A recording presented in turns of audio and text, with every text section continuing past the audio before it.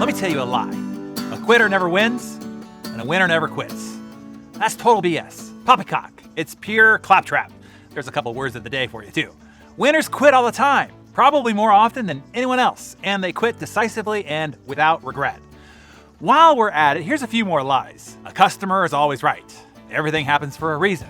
There are no stupid questions. But I digress. So back to the winner never quitting platitude nonsense. Winners learn how to quit doing the wrong things at the right time. Make no mistake, it is much more difficult to close a business than to keep going. The loss to your pride, letting go of sunk cost, letting others down, the hit to your ego and social reputation, all of it. Change is always tougher than just continuing with the status quo.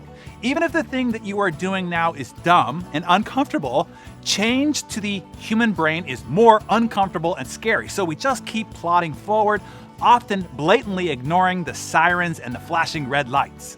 Another compulsion that we are fighting here is we are naturally biased towards wishful thinking, particularly if it is something that is of our creation, where we have ego and identity attached to it.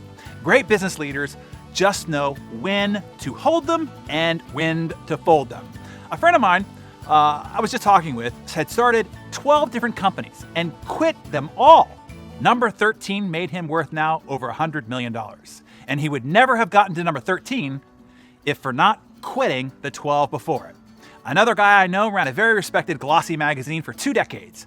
After the recession, it started to struggle financially. No one on the outside knew, as it was still the belle of the ball. He continued to never quit until he almost lost it all. Finally, some sense was talked into him, and he quit doing the magazine and instead built a research website, which 3 years later sold for $30 million, which is about 30 million times more than what his previous never quit business would have been worth in the same 3-year window.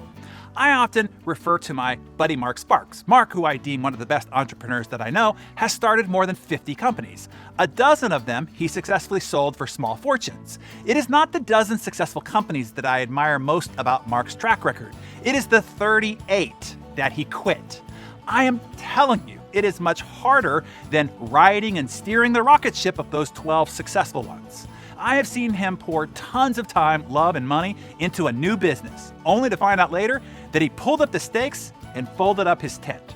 Most often, it is not because he couldn't have made it work, it just would have cost him too much time for too little upside. What he once thought was the upside shifted. So instead of continuing to chase it and throw new money at the new sober reality of the smaller return, he just cuts his losses now and allocates his time, energy, and money to a new project that has a better odd of being a grand slam. This is such an important lesson. I really hope that you're getting this morning. This is not only applicable in entrepreneurship and building companies, this is true in every area of your life. Knowing when to hold them and when to fold them in your relationships in your life, in projects that you're working on, in committees or obligations that you're signed up for. Ask yourself this question: if you cut your losses and repoint the same time, energy, and resources elsewhere, could you get a far greater return, value, result, or enjoyment? If so, then fold them now. Feel that pit in your gut? See, that's what you can't do, what most can't do. So they keep investing in the low return areas of their life. Oh, before we go, how about a few other stupid lies we hear just for fun? How about, it's better to be safe than sorry. Good things come to those who wait.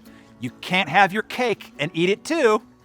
So in the comments below, tell us, what might you need to quit so that you can win elsewhere? And what are the other lies that are popular in our society that we need to call out? Like, you can't teach an old dog new tricks. There are a lot of old dogs, like me, on Darren Daily, learning new tricks to become better every day.